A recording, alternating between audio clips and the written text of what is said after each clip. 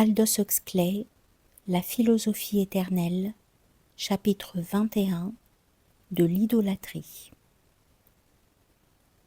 Pour les personnes instruites, les formes plus primitives de l'idolâtrie ont cessé de présenter de l'attrait.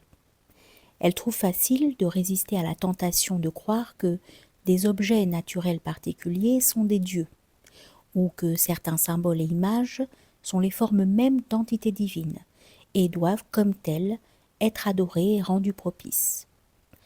Sans doute il survit à ce jour beaucoup de superstitions fétichistes, mais bien qu'elles survivent, elle n'est pas considérée comme respectable. Comme la boisson et la prostitution, les formes primitives de l'idolâtrie sont tolérées, mais non approuvées. Leur place dans la hiérarchie accréditée des valeurs est des plus basses.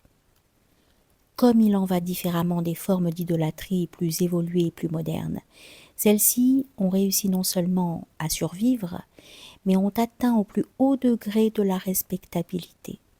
Elles sont recommandées par les hommes de science comme un succédané à la page de la religion authentique et sont égalées par beaucoup d'instructeurs religieux professionnels à l'adoration de Dieu. Tout cela est sans doute déplorable, mais ce n'est nullement surprenant. Notre éducation discrédite les formes assez primitives de l'idolâtrie, mais en même temps, elle discrédite, ou dans le cas le plus favorable, elle passe sous silence la philosophia perennis et la pratique de la spiritualité. À la place des idoles grotesques à la base et de la divinité immanente et transcendante au sommet, elle institue, comme objet d'admiration, de foi et d'adoration, un panthéon d'idées et d'idéals strictement humains. Dans les milieux académiques et parmi ceux qui ont été soumis à une instruction supérieure, il y a peu de fétichistes et peu de contemplatifs dévots, mais les dévots enthousiastes de quelque forme d'idolâtrie politique ou sociale se rencontrent à tous les coins de rue. Fait bien significatif, j'ai constaté, en utilisant les bibliothèques des universités, que les livres traitant de la religion spirituelle y étaient demandés beaucoup moins fréquemment que dans les bibliothèques publiques, fréquentées dans l'ensemble par des hommes et des femmes qui n'avaient pas joui des avantages, ni souffert des désavantages, d'une instruction académique prolongée. On peut classer sous 3 rubriques spéciales les nombreuses variétés d'idolâtrie supérieure, technologique, politique et morale. L'idolâtrie technologique est la plus ingénue et la plus primitive des 3, car ces dévots, comme ceux de l'idolâtrie inférieure, croient que leur rédemption et leur libération reposent sur des objets matériels, en l'espèce des appareils mécaniques. L'idolâtrie technologique est la religion dont les doctrines sont promulguées, explicitement ou implicitement, dans les pages d'annonces de nos journaux et de nos magazines. Source, pouvons-nous ajouter à titre de parenthèse, d'où des millions d'hommes, de femmes et d'enfants, dans les pays capitalistes, tirent leur philosophie pratique de la vie. Dans la Russie soviétique aussi, l'idolâtrie technologique a été prêchée avec ardeur, devenant, pendant les années d'industrialisation de ce pays, une espèce de religion d'État.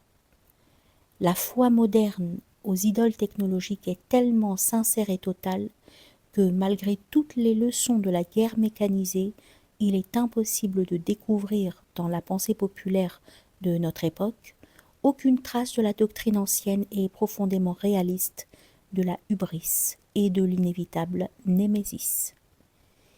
Il y a une croyance très générale suivant laquelle, en ce qui concerne les appareils mécaniques, on peut obtenir quelque chose pour rien.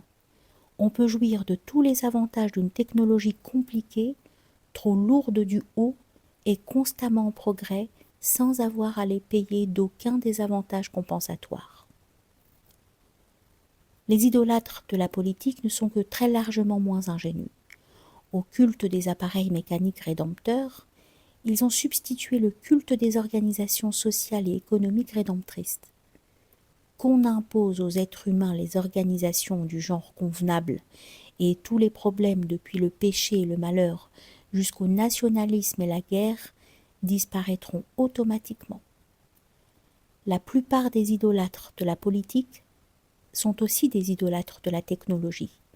et cela en dépit de ce que ces deux pseudo-religions sont en fin de compte incompatibles, puisque le progrès technologique rend périmé n'importe quel plan politique, quelque ingénieusement conçu qu'il soit, dans l'espace, non pas de quelques générations, mais de quelques années, et même parfois de quelques mois.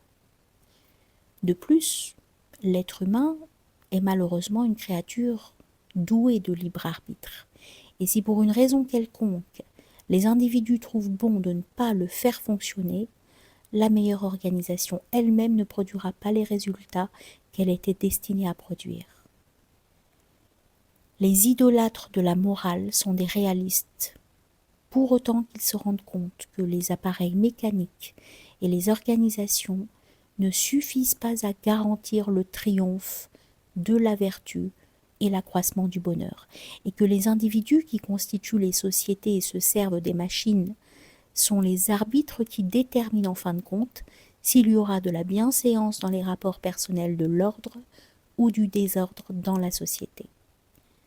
Les instruments matériels et ceux qui sont constitués par les organisations sont indispensables, et un bon outil est préférable à un mauvais, mais entre des mains insouciants ou malveillants, le plus bel instrument est soit inutile, soit un moyen pour produire du mal.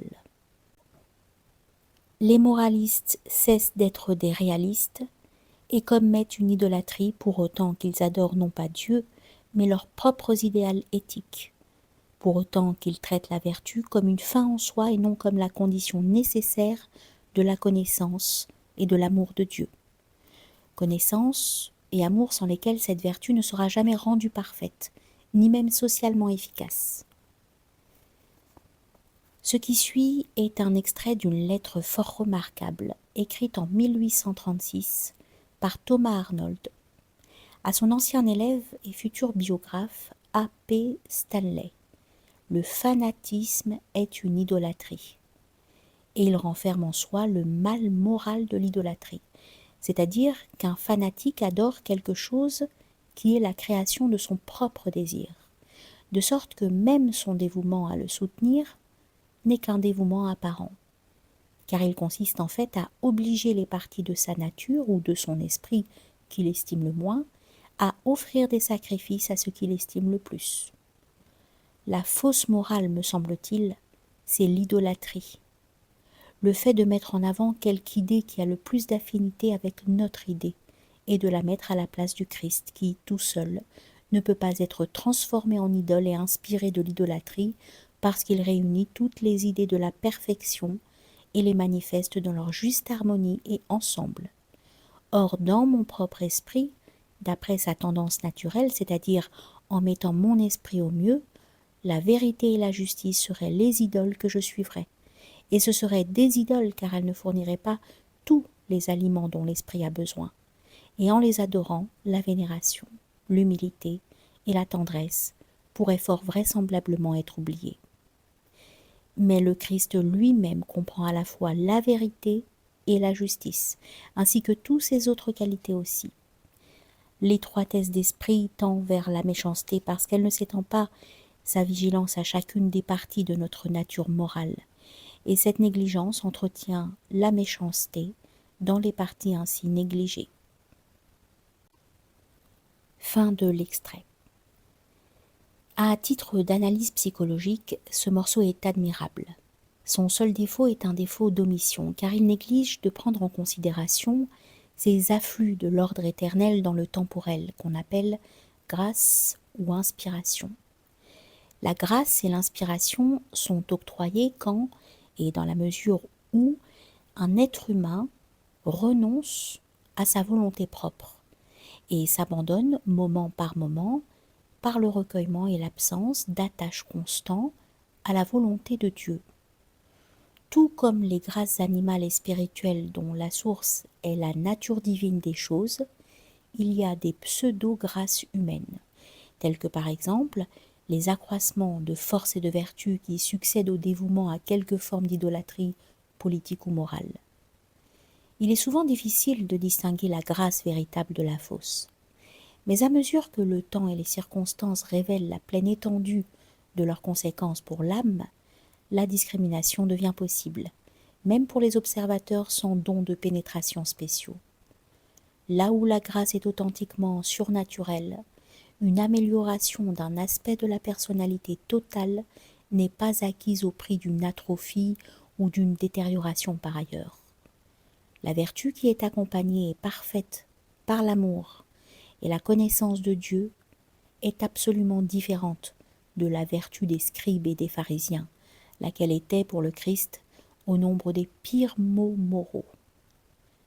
La dureté, le fanatisme, le manque de charité et l'orgueil spirituel, ce sont là les sous-produits ordinaires d'un stage de perfectionnement stoïque du moi au moyen de l'effort personnel, soit sans assistance, ou s'il reçoit assistance, secondée seulement par les pseudo-grâces qui sont octroyées quand l'individu se consacre à atteindre à une fin qui n'est pas sa fin véritable, quand le but n'est point Dieu, mais seulement une projection agrandie de ses propres idées préférées ou excellence morale.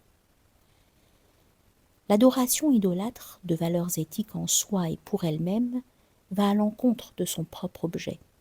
Et cela non seulement, comme y insiste Arnold, parce qu'il y a manque de développement d'ensemble, mais aussi et surtout parce que même les formes les plus élevées de l'idolâtrie morale éclipsent Dieu et garantissent en conséquence l'idolâtre contre la connaissance illuminatrice et libératrice de la réalité.